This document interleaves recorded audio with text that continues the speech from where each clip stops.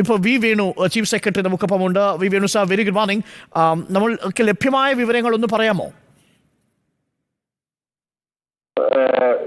ഏകദേശം ഒരു 3 മണിയോട് കൂടി തന്നെ നമ്മുടെ സ്റ്റേറ്റ് എമർജൻസി ഓപ്പറേഷൻ സെന്ററിൽ നിന്നും ഈ വിവരം കിട്ടിയ ഉടൻ തന്നെ ഇതുമായിട്ടുള്ള പ്രോട്ടോകോൾ അനുസരിച്ചിട്ടുള്ള എല്ലാ കാര്യങ്ങളും നമ്മൾ ആക്ടിവേറ്റ് ചെയ്തു.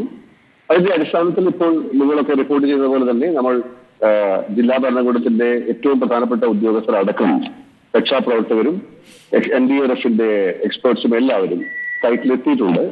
പക്ഷേ പ്രതികൂല കാലാവസ്ഥയും ഈ പുഴയുടെ ഒരു സാഹചര്യവും നമ്മുടെ രക്ഷാപ്രവർത്തനത്തിന് തടസ്സമായി നിൽക്കുകയാണ്.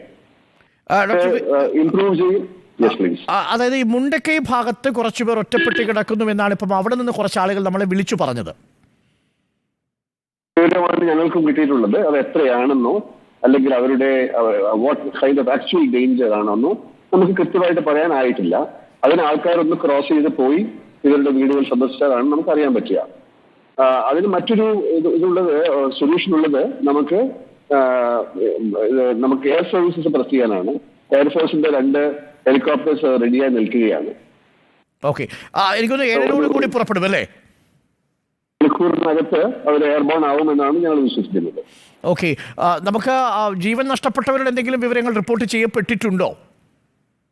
ഇത് വളരെ പ്രിലിമിനറി ആയ ഒരു സമയമാണ്. അതുകൊണ്ട് ചില വിവരങ്ങൾ വരുന്നു, സ്ഥിരീകരിക്കാതെ അത് പറയുന്നത് ശരിയല്ല. Okay, thank you doctor V Venu. എനിക്കറിയാം അങ്ങ് തിരക്കിലാണ്, ഞങ്ങൾ ഇടയ്ക്ക് ബന്ധപ്പെട്ടോളാം അത്യാവശ്യ ഇൻഫർമേഷന് വേണ്ടി മാത്രം. Thank you. Doctor V Venu chief സെക്രട്ടറിയാണ് നമുക്കൊപ്പം ചേർന്നത്. അദ്ദേഹം പറയുന്നതനുസരിച്ച് എയർലിഫ്റ്റിനുള്ള എല്ലാ സംവിധാനങ്ങളും ഒരുക്കി കഴിഞ്ഞു. 2 ഹെലികോപ്റ്ററുകൾ അല്പസമയത്തിനകം ഈ സ്ഥലത്തേക്കെത്തും, മുണ്ടക്കൈ ഭാഗത്തേക്കെത്തും. ഒരു ദൃശ്യം, നമുക്ക് ആശ്വാസകരമായ ദൃശ്യമുണ്ടായിരുന്നത് മണ്ണിൽ കുടുങ്ങിക്കിടക്കുന്ന ഒരു വൃദ്ധയെ അവിടെ നിന്ന് രക്ഷിച്ചു കൊണ്ടുപോകുന്ന ഒരു ദൃശ്യം നമുക്ക് കൊടുക്കാൻ സാധിച്ചു. അത് ആശ്വാസകരമായ ഒരു ദൃശ്യം തന്നെയാണ്. ഇത്തരത്തിൽ രക്ഷാപ്രവർത്തനം വളരെ വേഗത്തിൽ തന്നെ നടക്കുന്നു. അല്പസമയം മുമ്പ് വരെ ഇരുട്ടൊരു പ്രതിസന്ധിയായിരുന്നു, വൈദ്യുതി ബന്ധം തകരാറിലായിരുന്നു. അതുകൊണ്ട് തന്നെ നമുക്ക് രക്ഷിച്ചെടുക്കാൻ കഴിയില്ല. നമുക്ക് ആ ദൃശ്യം പ്രേക്ഷകർക്ക് ഒരിക്കൽ കൂടി കൊടുക്കാം. മണ്ണിനടിയിൽ കുടുങ്ങിക്കിടക്കുന്ന ഒരു വയോധികയെ അവിടെ നിന്ന് രക്ഷപ്പെടുത്തി അവരെ നടത്തിക്കൊണ്ടു പോകുന്ന ദൃശ്യങ്ങളാണ്. മറ്റു ബുദ്ധിമുട്ടുകളൊന്നും അവർക്കില്ല എന്ന് മനസ്സിലാക്കുന്നു. ഇനി പ്രാഥമിക ശുശ്രൂഷ നൽകിയാൽ മതി. വളരെ ആശ്വാസകരമായ ഒരു ദൃശ്യം കൂടി പ്രേക്ഷകരിലേക്ക് എത്തുന്നു. 2 ഹെലികോപ്റ്ററുകൾ ഇപ്പോൾ വയനാട്ടിലേക്ക് അല്പസമയത്തിനുള്ളിൽ പുറപ്പെടും. നമുക്ക് ആ ദൃശ്യങ്ങൾ കൂടി കൊടുക്കാം.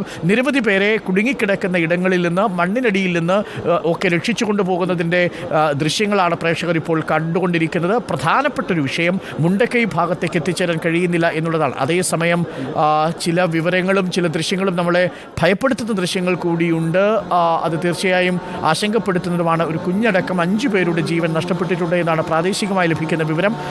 ഇപ്പോൾ സ്ഥലത്തു നിന്നും NDRFന്റെ 2 യൂണിറ്റുകൾ അവിടെ സ്ഥലത്തെത്തി രക്ഷാപ്രവർത്തനം ഏകോപിപ്പിക്കുന്നുണ്ട്. ഈ ചൂരൽമല പുഴ മറികടന്ന് മുണ്ടക്കൈ ഭാഗത്തേക്ക് എത്തണം. അതിനുള്ള ഒരു ബുദ്ധിമുട്ടുണ്ട്.